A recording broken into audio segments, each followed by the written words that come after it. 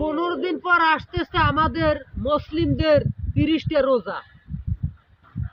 এই রোজার আগে বহুত লোক আছে মুসলমান, তারা দেখা যায় কি কেউ খাইতেছে, আরাম করতেছে, ঘুমাইতেছে, নামাজ রোজা তো আল্লাহর পশ্চিম কোন দিকে চিনি না, খুব দিব্যি করতে আছে, খাইতে আছে।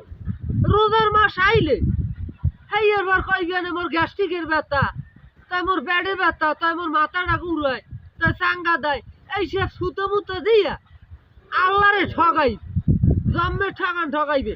আর ইফতারের সময় হইলে সেই সময় দেখা যায় যে রোজাদার ব্যক্তি ওই ইফতার করার চান্স পায় না, সামনে যাইয়েই বাসন লইয়ে আগেই বইতে অপেক্ষায় থাকে কোন সময় আজান দেবে, খেল তো খুলতে পারে।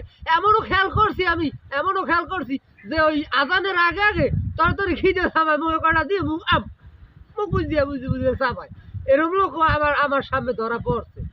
তা রমজান মাস এইরকম কিছু শ্রেণীর লোক দেখা যাইবে, যদি আমরা চিহ্ন নিতে পারেন চিনবেন।